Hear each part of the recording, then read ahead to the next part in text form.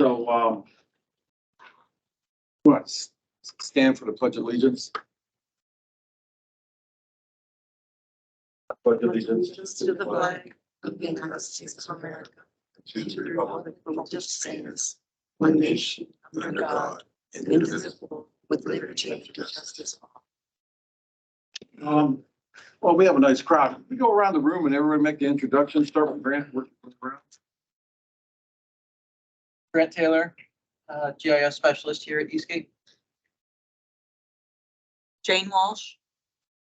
Mary Krupa. I live on the south side of Youngstown. Terrence Sarko, Louisville, Ohio. Cosetta McMillan, north side of Youngstown. Genevieve Germanic, Warren. Rome Parm, south side of Youngstown. That's my buddy. Pete Milliken. Morning. Gerald Shurite, Austintown. Greg Greathouse in Warren. Kevin Kern, this building. Justin Mondock, the Director of Planning here at Eastgate. And I'm Joey Kemp. I'm interning at Eastgate. Who do we have on the line? Yeah, for those of us joining online, looks like Derek and Noel. Feel free to introduce yourself if you'd like.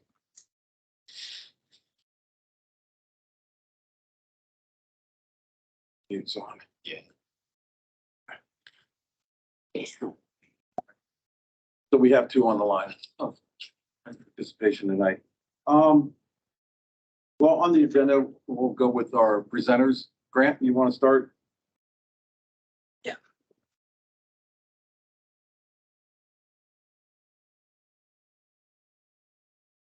Hello, everyone. My name is Grant Taylor. I am a GIS specialist here. One of my main focuses is the safety program, doing a lot of stuff with that. It's been about 2 years now of progress. We've started working on an application for the Safe Streets for All program, which is part of the IIJA. It's a big program that has two main components, a action plan or implementation. And within that is the implementation is funding to get safety projects done, but you have to have very specific requirements for what your safety plan does include.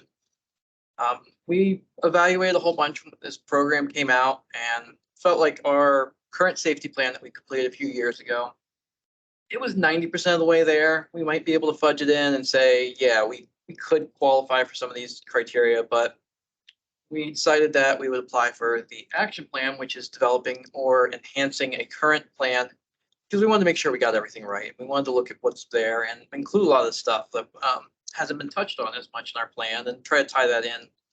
So we went through the process, put in an application, and then we found out that we did get the funding for it, and we spent the last bit of time working through getting all the documentation done and the paperwork and the grant agreements filled out. And then we had to put out a request for proposals to hire on a consultant to do a large amount of the work, because there was some of the work that we weren't going to be able to do because we didn't quite have the full expertise that we wanted to do.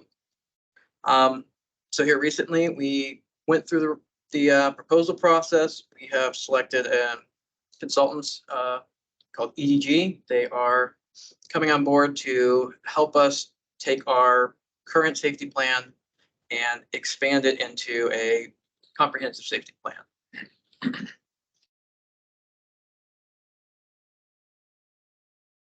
So they came today and did a introductory presentation for our TAC meeting, sort of a way to come in and just meet everybody, go over a little bit. So it's the Environmental Design Group, and then they've also got Tool Design and WSP are two partners that they have that are coming on board with some specific expertise. So this is what is the Safe Streets for All program. Just talking a little bit about it's established through bipartisan infrastructure law. It's got $5 billion over 5 years. Supporting safety strategy. And a lot of the big things they're pushing with the safety has been focusing on getting rid of your fatalities and severe injuries. So not just the amount of crashes, really start focusing on where the worst crashes are happening, and what we can do about those. So big thing comes out, safe system approach is their big push, which is coming down to these 5 categories, which is safe road users, safe vehicles, safe speed, safe roads, post-crash care. A lot of the idea of this is that engineering is not going to fix everything. You have to also be able to look at a lot of other things, such as what type of actions happen afterwards, what type of education is out there, and these all need to be looked at, not just the engineering aspect of it. And so, yeah, some of the stuff they probably getting a lot is, no deaths or serious injuries are acceptable. Needs to be proactive, not just looking at where our stuff goes wrong. And then one of the big things that I think is one of the more important things is that humans make errors. So a lot of this comes down to, you need redundancies in the road. So even if somebody makes an error, that they're still safe.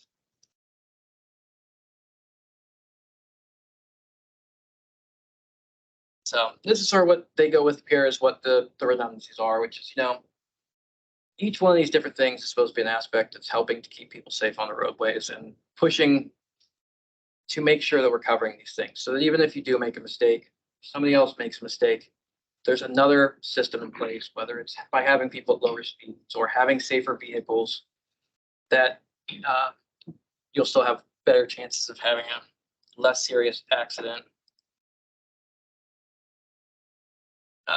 So the safety action plan is our plan that we have for what our goal is and how to go about doing it. The current plan goes a lot into looking at where the roadways, looking at what type of the worst locations are, bringing a lot of data together about that, and then putting out some information about what stuff that we're working on, how to go about it, as well as suggestions for other groups to be able to take actions. Which is a lot of what this is still going to be going along with, except for it's got the bigger focus on the fatal and serious injuries and utilizing the safe system approach. So the big things for this comprehensive safety action plan, which is they have a few different criteria you have to qualify for.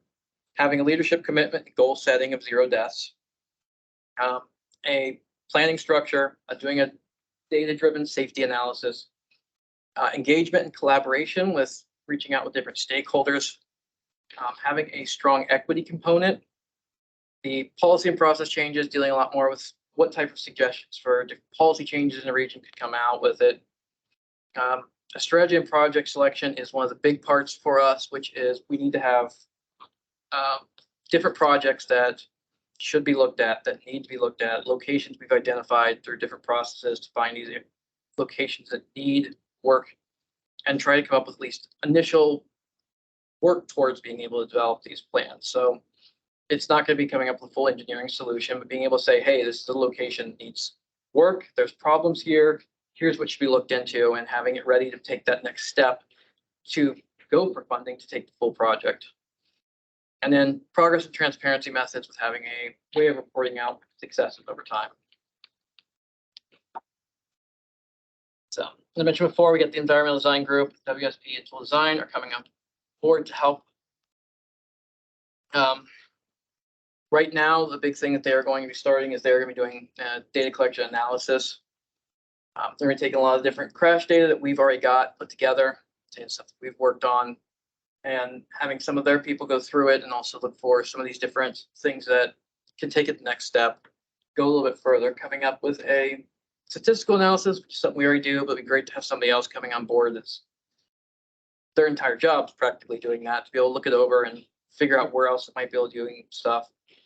Systemic analysis, which is something I'm actually really interested in pursuing more anyways, which is not so much, you don't look for where crashes are occurring or where the worst crashes have occurred. It's looking at what the road attributes are, looking at curves, saying, hey, this is a curve, it's got a higher speed than it should. It's may not have any fatal accidents, but it's got the potential right now for where it could have. And taking a look at how you can do a bunch of smaller scale stuff across these roadways that have a little bit higher risk on them. And then crash mapping and high injury network, which is taking the roads and just sort of sectioning them out into pieces and looking at each little section to see if there's a lot of crashes in that area or what should be looked at for there. And then one big important thing is also they're gonna be tying in a lot of equity components. They're gonna be looking at a lot of like disadvantaged census tracts. Trying to tie that in, as well as also the importance of giving a voice to a lot of more disadvantaged communities. 'Cause a lot of the fatal accidents happen with a higher frequency within those disadvantaged tracts. So a big part here will be getting public outreach and stakeholder feedback. The full details of what our plan for that will be is still being somewhat determined. They've got some talk about they want to do some engagement possibly at some public events. And then a lot of stakeholder feedback is we're planning on having meetings with different communities, trying to get at least most of the communities at least involved to have them come in and get a lot more of the local knowledge that may be missed. A lot of that will be coming down to looking at locations that are always heard about as, there's always something going wrong at that location, but we're not showing crash data because maybe it's a spot that people go off the road all the time and push their car out and keep going. It's not getting reported as a crash, but it could still be an important location that we're going to miss because we don't have that local knowledge. So that's going to be a really important aspect for us, trying to get a lot of this local knowledge that's going to be more fine detailed than we can know ourselves.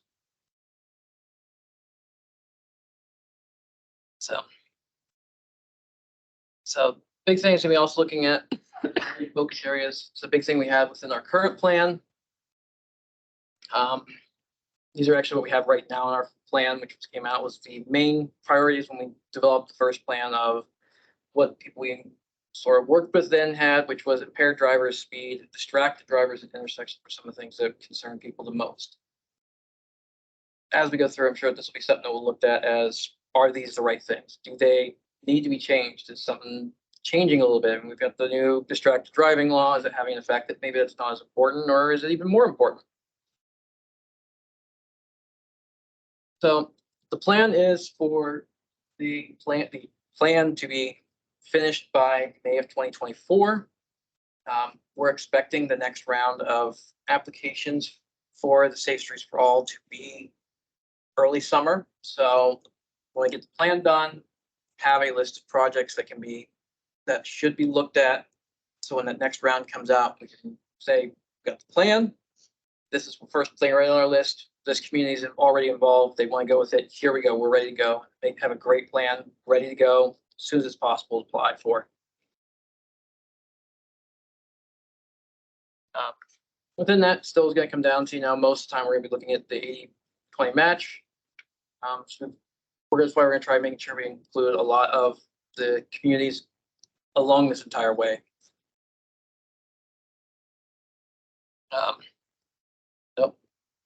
Well, before I click, that last one did say we need your help, which is going to be one of the things that we are going to be looking at a lot. Is we're going to need as much outreach and information as we can get, and quickly. I mean, we got a May timeline of getting this entire thing turned around, and we want to make sure that we're getting as much outreach. We want to make sure we're getting as much input on these things that we can't necessarily catch all ourselves. So as it goes forward, hopefully we'll have some public meeting type stuff coming on, different ways to get some information out there, and reaching out to a lot of people, and hope everybody here will be involved. Any questions?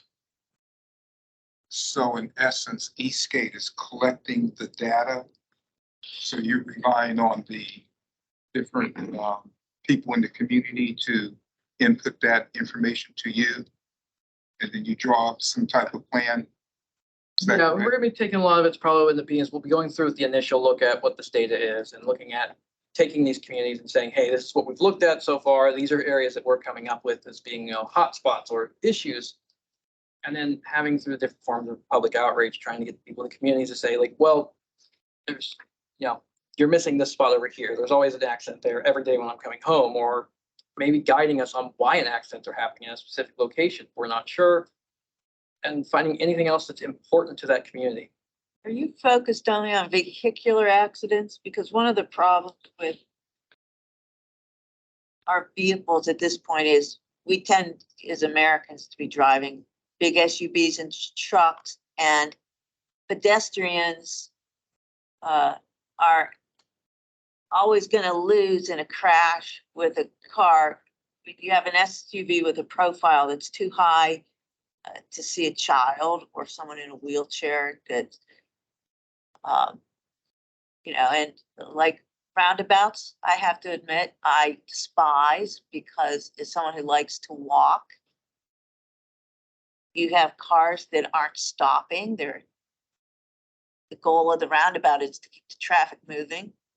My goal as a pedestrian is for traffic to stop, so I have a chance to live while I cross the street.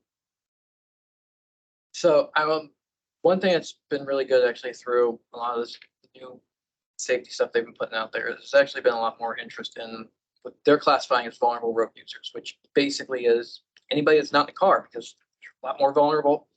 So your pedestrians, your bicycles, your motorized mobility devices, stuff like that is one of the things that's really being pushed forward through the federal government as something that has to be looked at. And there's specific set-asides that have to be done by communities. So absolutely, it's something that's actually really important to me. It's one of the big things I'm looking at first is sidewalks and different ways of putting that information together. And it's one of the things I do care about a lot. So yeah, that stuff is absolutely being looked at completely. Is it being weighted evenly? In terms of the factors, are there different weights given to different priorities as part of the analysis? A lot of that comes down to first up, we're looking at things from different standpoints. Some of it's just going to be looking at, where the fatal and serious injuries come up at the most, which the bikes and pedestrians, unfortunately, there's a much higher incident of them being the fatal and serious because of the reasons that you listed, but they do make up a smaller percentage of the overall crashes, so they don't usually show up as much in the data when looked at that way. But a lot of our stuff is also like that systemic analysis where we're looking at these conditions, is what the roadway conditions are and how that type of stuff is. That usually benefits looking towards the pedestrians and the bicyclists a lot more, is because we're looking at conditions that will affect that type of stuff a lot more. So when it comes down to weighting overall what our project goals are, I don't know yet how we're going to make that determination, but there are going to be some of the ways that we're going to be looking at this information. Definitely going to be making sure that we're highlighting that type of stuff. Yes, Grant, I think we need a PR campaign to begin with to protect the vulnerable road users. Of course, we're coming up on the time change this weekend. It's going to get dark a lot sooner, okay, an hour sooner. The PR campaign, we need to encourage every vulnerable road user to wear bright clothing and carry a light. The vulnerable road users, I would kind of sum them up. That would be pedestrians, wheelchair users, bicyclists, and motorcyclists. Okay, they all need to be wearing bright clothing, and they got to carry or have lights on their vehicles, especially after dark, and especially now with the shortening days. Every year, the coroner's offices around here, they sadly have cases of pedestrians walking in the middle of the road and hit by cars and killed. When it snows, especially, the sidewalks that are already broken up become impassable if there's a foot of snow there, and then there's piles of snow along the edge of the road, and so the road is narrowed, and you've got people walking in dark clothing with no lights on the edge of a snowy road, and motorists possibly not paying attention. Obviously fatal crashes happen, and pedestrians are the victims. I mean, every bad winter when there's a lot of snow, the coroner's offices can tell you about these sad situations. And I think in your low income neighborhoods, you probably have more people walking and cycling, probably because they cannot afford to own cars. So I think that's a factor. So let's do a PR campaign around be visible at night. If you're going to use the roads in any of these high risk categories, wear the bright clothing, carry a light. Let's get a brochure out there, put something on Eastgate website, do something. Now's the time of year to really focus on that. as we head into, as I said, the shorter days and the winter time, snow. Another thing too, and I've talked about this before, and I'm probably going to email you and Justin on this, and I think Justin, I've emailed you on this issue. The issue of Cornersburg, now that's your model, compact, walkable neighborhood. You can make a lot of safety improvements for pedestrians and bicyclists in Cornersburg, and it's a viable, everything you need is within walking distance. The post office, the banks, the fast food restaurants, regular restaurants, supermarket, full service supermarket, Italian specialty store, and everything you want is there in Cornersburg, all right, with very limited exemptions.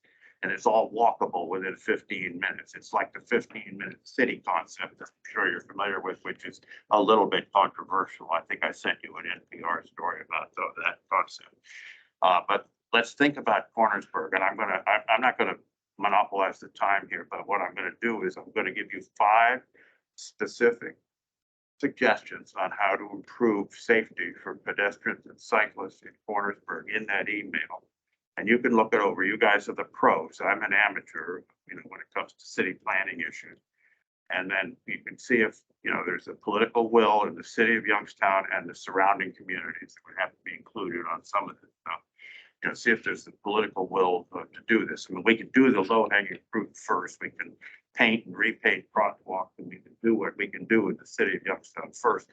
But as we involve, Canfield, Austintown, Boardman, and the county and the state on this, we have to, that'll take a little more time. And the state, because of the US 62, that's ODOT's jurisdiction there, Canfield Road.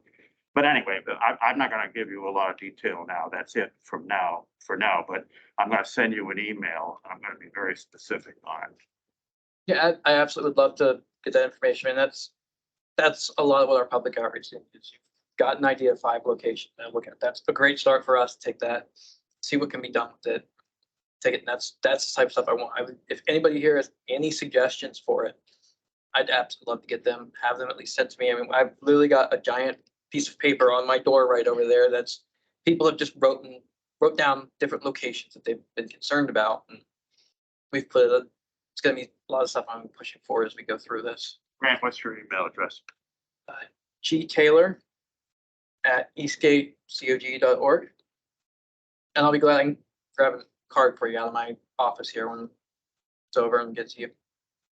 So what's your outreach to the community to gather this information? But I know you're doing the project, but this is like the first time I've heard of this type of project coming, that you're asking for public input. What is your method that you're going to use to get that word out that, hey, we're doing this program, we need your input, and here's how to give your feedback to us? I am not sure. That's one of the consultants actually we have on there, WSP. It's one of the things that they do a lot of. We had one of the people was in, they gave a little bit of presentations. A lot of her focus actually is public outreach. So far, I know they've talked about doing some stuff like trying to attend some events, set some stuff up like that. So But you're relying on them to give you the information and then you'll work it into a proposal. Is that correct? yeah, I mean, we're working with them to try to reach out as best as we can. So whether it's going to be working with them to have them go out, or working with us to go out, or reaching out through our channels, or trying new channels, or I know I'm hoping we'll speak to some different local groups and get them involved at least a little bit.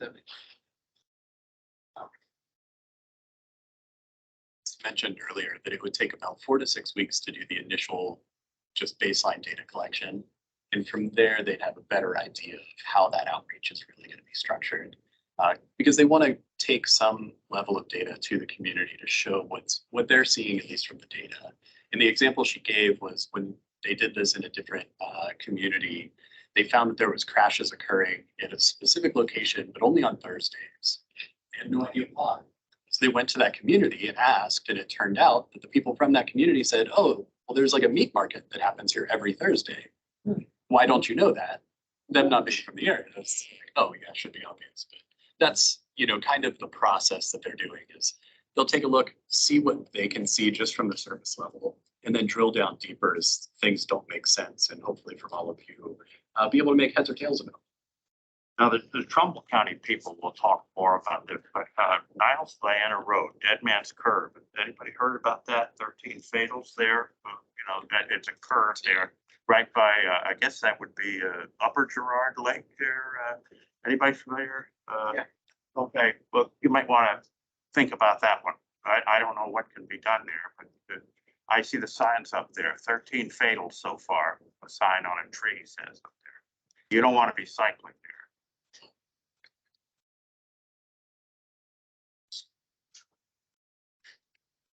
there. Other questions or comments? Thanks for the tip. Thanks for the tip. I don't want to be cycling. Yep, not too many.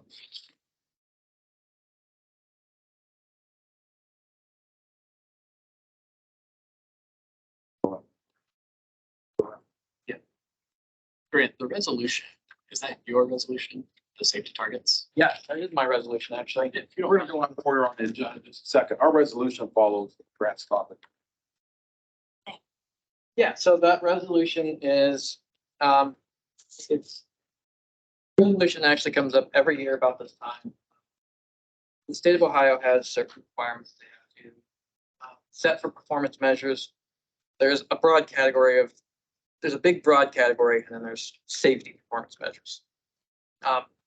Every year they reevaluate their safety measures, and look at where their baseline is, what their new goal is going to be. It used to be a 1% reduction in the different safety types, such as the fatal accidents, the severe accidents. 2 or 3 years ago, they actually bumped it up to a 2% safety reduction goal. This resolution is that as an MPO, we have to say, are we going to set our own goals, or are we going to follow ODOT's lead and support their goal of 2%? The resolution is for following their 2% reduction. When it comes down to the Eastgate region, it realistically has about no impact for us whatsoever. ODOTs are the ones that are being evaluated. It's looking at 2% across the entire state.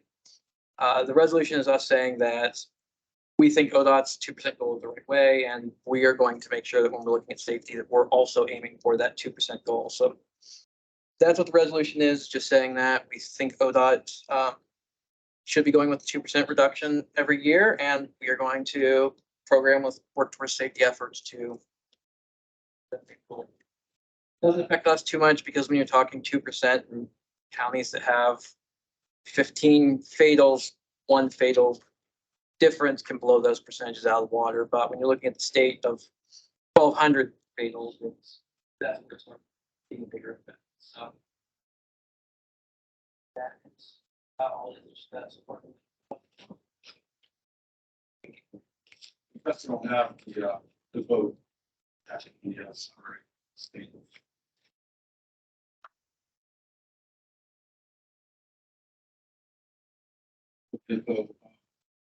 One day next month is the general policy board meeting. Do we have some representatives? Anybody interested in attending? Genevieve?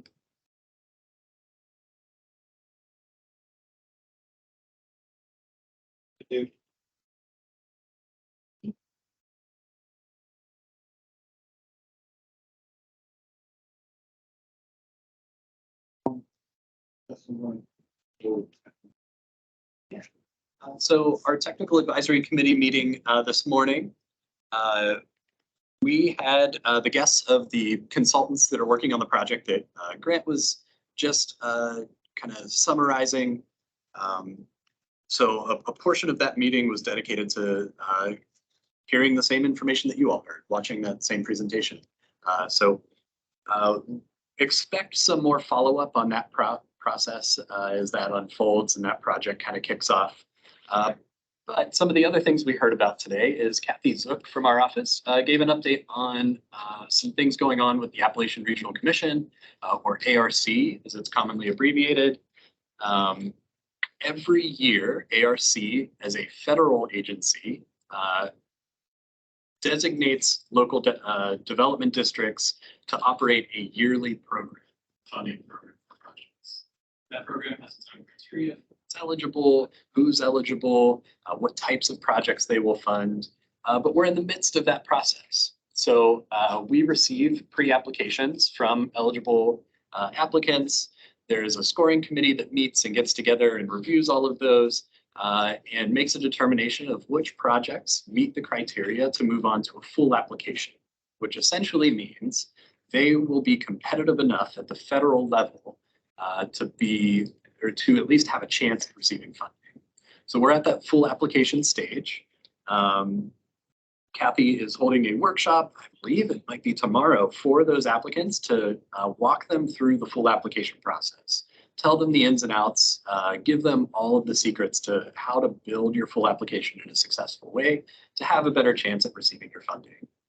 So once all of those full applications are ready, we'll have some more information on kind of the scope of those projects and how they'll shake out when we submit them down to the state for review and when those eventually get passed on to the federal level for the final decision on funding. Also in the ARC world, but specific to the state of Ohio, is the Appalachian Community Grant Program. We've talked about this quite a bit. But it is $500 million made available by the governor of Ohio out of their ARPA allocation, specifically for the 32 counties in the state that are in the Appalachian region. So Ashtabula, Trumbull, and Mahoning County are in the Appalachian region, so we qualify to access this funding. Over this past year has been a planning process for this program where the state procured consultants to allow communities to work on projects and develop plans that will eventually find their way into a development grant application, meaning we can capture funds to make those plans a reality. The unfortunate part of all of this, even though there's $500 million available, has to be split across that Appalachian region. And not all of the projects that were planned will receive funding. There's just not, even though we have $500 million kind of at our disposal, there's probably that much in planned projects just in our region alone. So Eastgate is the local development district. We'll be organizing all of these local project leads to figure out which pieces of projects, which projects in themselves will be most competitive and likely to receive funding through this program. We will be writing an application for our region, plus a couple projects that dip down into Columbiana County to hopefully bring back 120, maybe $140 million to the region to kind of make some of these projects real. This program focuses on downtown redevelopment, healthcare, workforce development, and because they are ARPA funds, have to address some impact from COVID. So that's what we've asked all of the project leads to work on, is making sure that they fit in those categories and they are addressing the program criteria. We've asked them to make a special effort to focus on public-private partnerships because that will just make the projects more justifiable for funding when we submit them down to the state for consideration. So those applications for development grant funding are due December 8th. So it is a rapid process where we need to figure out what projects are in, what projects need to have a little bit more work before we can put a bow on that application, send it off to the state, and hopefully hear back early next year, whether we're successful or not. The other kind of side of this is because, once again, these are ARPA dollars, there is a definite timeline on when these projects need to be completed by. So October 2026, ribbons have to be cut, hands have to be shaken, babies have to be kissed. These projects have to be 100% complete, or else that money goes back. So that puts some constraints on what's even possible. So as we've been talking and working with communities to figure out which projects should be planned and advanced to development grant, anything that needs right-of-way acquisition or any kind of environmental review or mitigation, probably not possible within that 2026 guideline. So as we pull this application together, we'll communicate which projects are looking like they'll be most successful and hopefully have a pretty good story to tell with the money we'll be able to bring back to the community. So more to come on that. Very exciting and a lot of energy going into that program. And lastly, for ARC, there's a federal program called POWER. That's an acronym that I won't pretend to know what those letters stand for. But essentially, a lot of the projects that end up getting funded through this one are broadband related. That's really become the bread and butter for this program federally. They awarded 64 projects for a total of $54 million this year. 11 of those projects for $11 million are in the state of Ohio. And the number one project in the state of Ohio happens to be in Ashtabula County, where they will receive $2.5 million for broadband fiber expansion to expand broadband high-speed internet access to 90 businesses, 3,000 households, and 14 communities that are currently unserved at all. A great effort from that local team there to put that application together and come out successful on the other end. Up next was Trisha Diavignon, who gave a presentation on the Next Planning Grant. So that's a program that Eastgate offers where we take the money that allows us to do the planning work that we do, and we section off a portion of that right off the top to be able to grant that out to local communities to work on projects that focus on active transportation improvements. So we take $30,000, set that aside, and ask for communities to tell us their ideas.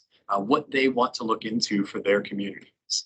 Typically, these are very small scale projects that look at a corridor or a commercial district. I think Cornersburg would be a perfect planning grant project to be able to do a deep dive investigation into planning some better improvements in areas like that. So this allows local communities capacity that they may not already have to dedicate to planning resources. We know that a lot of our communities are very small, very budget strained. So this offers them a little bit of breathing room to be able to bring on a planning consultant, do this work, and hopefully turn that into projects we could fund through our other programs, like the Transportation Alternatives Program or some of our other transportation related programs. Trisha also talked about our regional housing study. So we recently brought on a consultant to help us with that because housing is not something we've ever looked at before. But a lot of our communities came to us saying we have a problem. We don't really know what it is or what to do about it. So bringing experts in to tell us what the problem actually is and how do we solve it. At least how do we make inroads to make progress on it. So we'll be kicking off that project on November 9th at 9:30 in the morning up at the Youngstown Main Library. I'll be sure to include the information for that meeting in the meeting summary and follow-up. So if anybody's available and interested in talking housing with some really smart folks, you're more than welcome to attend. Should be a great project there and we'll get a good outcome. That is November 9th at 9:30. That was on the other side.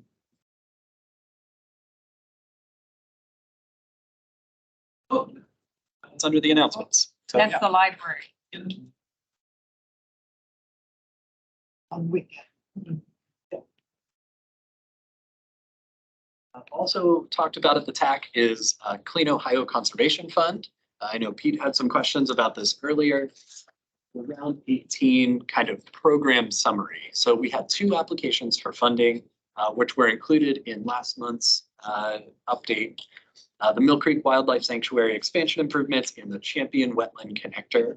Those projects were recommended by the National Resources Advisory Committee for funding. So both of those projects will advance and receive their funding. We did not use all of the funding that we have allocated for this round.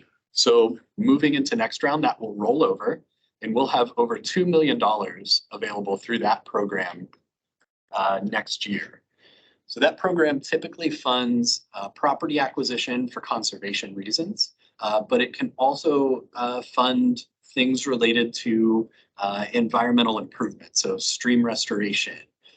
If an organization has previously conserved land using funding from this program, they're very favorable to that community coming back to do improvements on those same properties. So there's a lot of opportunity to look back into past years and pull some projects out and say, hey, let's go back to this well and let's see what improvements we can make with some future funding. So a lot of excitement for that program. We've also utilized that program to assist with some of the dam removal projects. So in Struthers, they got a Clean Ohio grant to do some stream restoration in coordination with their dam removal. So as we continue those projects, we'll look to Clean Ohio to maybe fill some funding gaps that may arise as those projects advance. And that's everything at TAC. All right, thank you, Justin. Our next order of business, two parts. We're gonna be putting on the, that'll be attached to your summary, the up or down votes on acceptance of all the applicants that have turned their applications in. To date, we'll be voting on those soon. Anybody else that wants to apply to be part of this body, we'll address those in January. But everybody over the next 2 months can still put their applications in, and we'll approve those up and down when we return in January. The other one is our leadership positions. We received some interest in members that want to be chair, vice chair, or our reps to the general policy board meeting. Can we extend that at all? Yeah, Especially in Mahoney County, we need some more representation from Mahoney County. So yeah, so you'll notice 7 names up there. Gracious to them for being willing to stick it out and continue your membership on this committee. What I intend to do is run a bit of a membership rush through the end of this year and beginning of next year. Maybe notice a little bit more, or at least get some new faces in the room, bring some more people into the fold to share what we're doing here. So we'll keep kind of the application period open through the first part of next year, just to allow some people some time to get engaged and learn what's going on. But as far as, the leadership positions, we can keep those vacant for now. And if anybody from Mahoney County wishes to kind of step up and be the general policy board representative,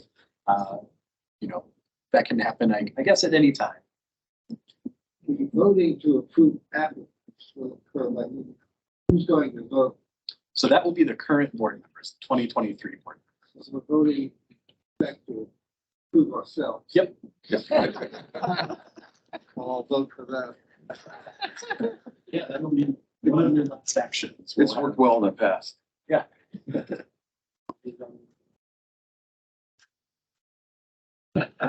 Self-perpetuating board, right? Yeah, self-governance. It's a beautiful thing. Advertise. No, if you advertise, send me the things. We should. Where would you advertise? Public service, something like that. Papers or something. That's possible. I don't know if you have somebody on your staff that I could ask somebody on our staff that really works with newspapers. About that.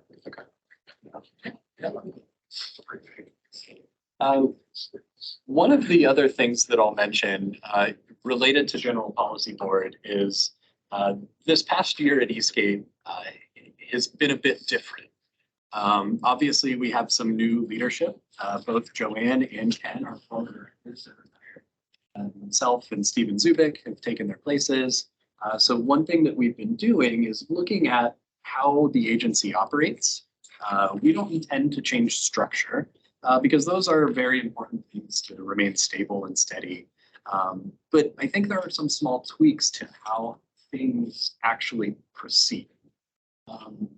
There's some small improvements and some ideas that we've been talking about kind of at the administrative level here at the agency. So in terms of how general policy board works, there are some conversations about changing the flow of how that board does their business.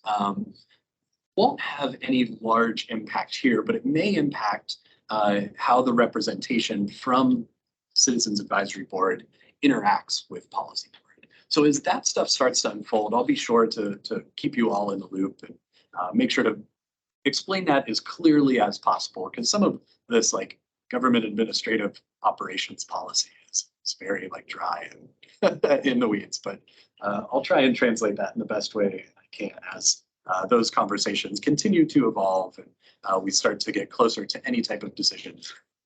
Do things around changing this time. I think one of the things that Jim has done over the last couple of years is to the public, to try to put the word out how important this agency is, and how public, private, works in this area. Same thing like what they're doing with the chamber, or like we're doing with Valley Partners, or all those MVPs, even with the Port Authority itself. And I think that you guys are some more from an important cog in the development in this area. I know I got involved.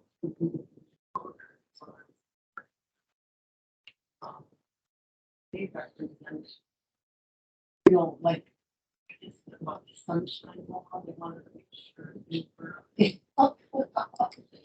But for me, I just find it fascinating to see what's coming down the pike and, you know, who the players are and how things are getting done. And I don't know, would it be helpful to reach out to like Mahoning County to leave some voters? Maybe again to one in Trumbull, you know, reach out to different organizations. Yeah, and that's what I intended. I mentioned this kind of like membership drive almost, but really going to different community groups and saying, hey, you already have folks that are involved and interested. Here's another opportunity, just to make it known who exists. I think sometimes Eastgate as an agency is very nebulous, like hard to pin down. We're regional, so there's no like attachment to that geography in a city or a neighborhood group, to where it's a defined area that you have like a direct tie and connection to. Nebulous, and that's always the challenge with our public engagement, is that we operate at this weird level that, you know, can oftentimes go unseen. So. But being involved here, you know, you can kind of connect the dots. Yep. Federal, Yep. state, local. Yep. Like what Pete just said about comes to planning and that, you have experts here. And I think the public is starting to understand that a little bit. Jim's been doing a good job of driving that. Maybe. I don't know the exact name of the group, but the people who are involved in the leadership Mahoning County, the young adults, because we definitely need some young adults on the board or whatever this is. Young professionals or just young interested citizens, but that might be a good resource. Absolutely, yeah. Thank you for that. And we even do that now. Maybe I'll call George Nelson. Get it for free done. Let them know about the cab, and we might have to do something with that. And so, yeah, I can send advertising out. But we could do that. All right. We went over our revenue package. We'll get to the announcement. Any comments? Any other topic? Well, I agree with what you said. The leadership to Moss Valley and the League of Women Voters.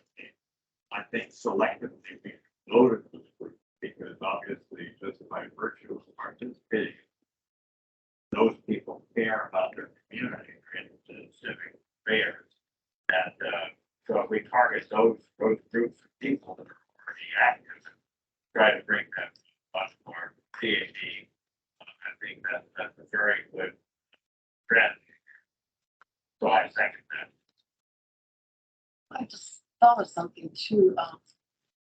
Certain local news programs sometimes interview people. We just said about the business journal. That's a good example. Yeah. And I'm thinking of the, you know, like the obvious WFMJ. You know, there's that, Yeah. I can't remember her name, but there's a Mahoning Valley local program that airs on Channel 21, I think it's on Saturday night. On this show. No, not, well, Madonna is Sunday morning. Oh, Sunday morning. 6:30, I think. Casey Malone. Casey But Malone. Casey Malone, yes, the Casey Malone show. And you have a lot of visuals out there that Eastgate's involved in. I mean, you know, a visual, for example, I know it's controversial at the construction site for the diverging diamond. That she could interview you and shoot video there. Or something. The point is, you know, somebody complaining to the phone. Yeah. Explain what we're trying to do, even though it's controversial. And, you know, don't hide under the bridge button, you know? You know, seriously, I think you have a lot of visuals out there, a lot of, projects that Eastgate's involved in that would be, almost made for TV visuals. And that's just one example, and there are probably many, many others. You know, maybe water pollution control projects, you know, I hate to say it, but a visual and a sewer overflow, you know, we need to get rid of this. Over the virgin diamond that already functions. And then show people how it's actually working. Just think about, it, you know, what content and basic and, you know, they want local, content that's. And again, as I keep saying, you know, with good visuals, after all, media that helps. And so we need to think creatively in there and think. Even sure you got more ends happening. Short video. It's enough. Chef, by a group of disgruntled homeowners and travelers on Route 3. You know, by a bunch of Leavittsburg, Mahoning River shoreline dwellers, who do not like the dam removal. Shoreline.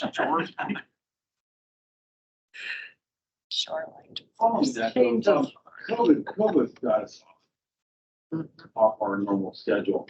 But is there, we used to have guest speakers coming in from different organizations in the area. Is there like organization group or any kind of initiative you'd like to see a speaker or representative come and present to this group?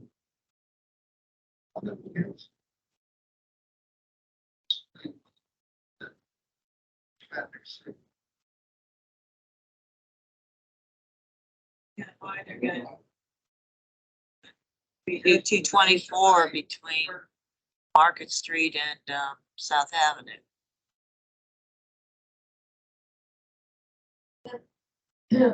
YMDC and you know, they're making progress. Ian Beniston from YMDC would be glad to be a speaker here at this meeting. I just wrote that down. I was just wanted to say that. And Matt Mark. And get somebody from ODOT District 4 out of Akron to talk about some of the ODOT regional projects here that concern us, and some of which are controversial. If they're afraid of us, then, you know, that's their problem. You know, I mean, I don't know why they should be afraid of the controversy. In Lothian Boulevard project, people are very unhappy about that. Actually, that one doesn't bother me as much as others because they painted things on, you know, they painted the lanes. Changes to the road itself, where they're putting up in roundabouts or putting those yellow sticks in the road. They're actually, they could figure out that Midlothian is still screwed up and undo the new markings more cheaply than undoing things where physical changes to the infrastructure were made. But what's with the dashed lines wherever the bike lanes meet an intersection? I'm confused. Well, that means I'm supposed to hit you with my car when we get to the corners. I think, because you get to have your own lane until you get to an intersection where it really counts. Oh, really? And then there's a sign somewhere that says bicyclists should yield to turning traffic, and I was scratching my helmet on that one, frankly, I was riding there. It's right there at Midlothian and, Oak Hill. You know, where that traffic light supposedly is coming out. You know, it's under study for removal. Hillman. Well, the sign is still there that says, I'm sorry, that would be Hellman, yes,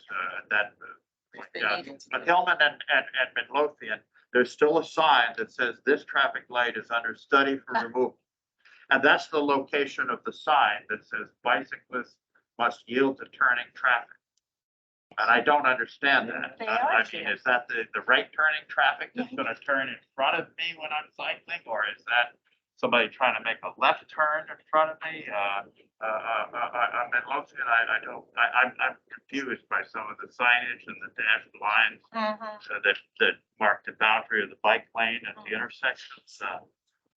And I've seen cars making right on red in the bike lane on Mahoning Avenue. They got rid of the turn lanes. Right. And Pete, with that sign you're talking about, talk to Anita Davis. She's the 6th Ward Council rep that put that stop sign or the light back in. She wants to keep that traffic there. Right. Yeah. I think we ought to keep it. Sign? Oh, no, the No, traffic. the traffic. Oh, yeah, light. that's what I'm saying, but you said, Because the constituents wanted it back. That's why I was putting Constituents that. don't want to die when they cross the street. And you are crossing a state route there, so you, at Hillman and Midlothian. Midlothian is a state route there. and when you bring ODOT in, also bring Sasho in too, from the city.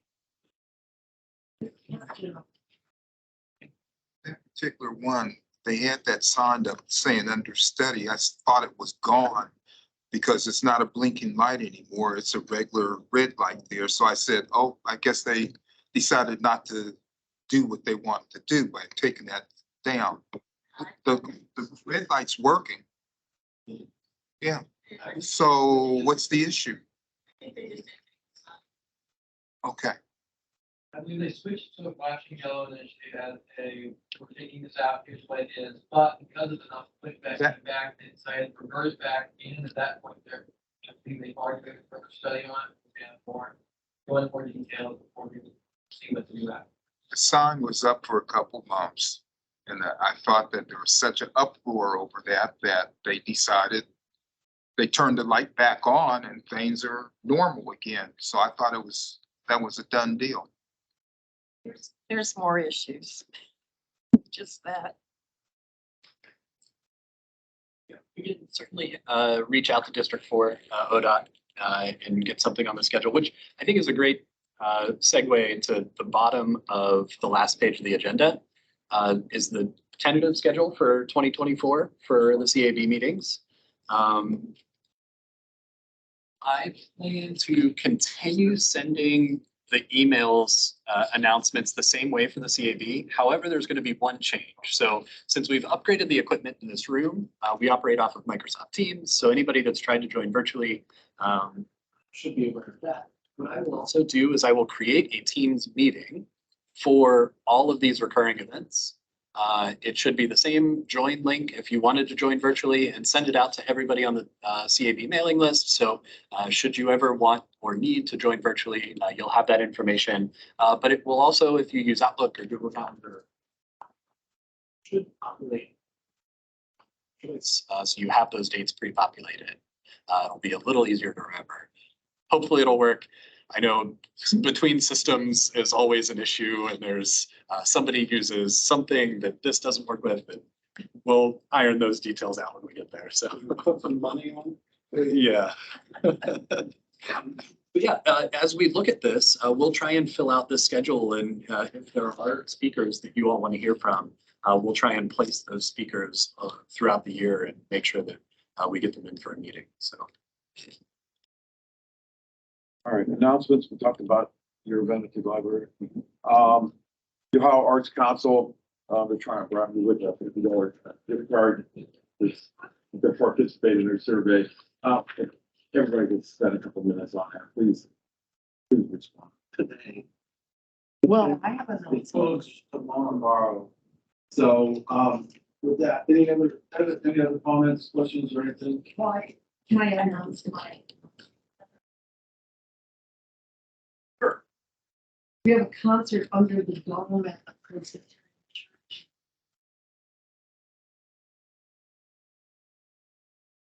And then we have, and that's at 6 p.m. on Sunday, the 19th of November. And then, of course, we have Candles Inside on the 3rd of December at 6 p.m. at Blessed Sacrament Church on Reed. And there's the Carols and Folk with the Davis School of Music and Skinball Auditorium. That's at 7 p.m. It's always lovely. Yeah. And then we have our holiday concert of giving on the 10th of December. And I think that's at 4. The time is different. Okay. Well, send me the info for that. Just send me an email with those and I'll throw it in there. Always looking for an audience. Any other comments? Well, with that, we're going to adjourn. Thank you for attending, everybody.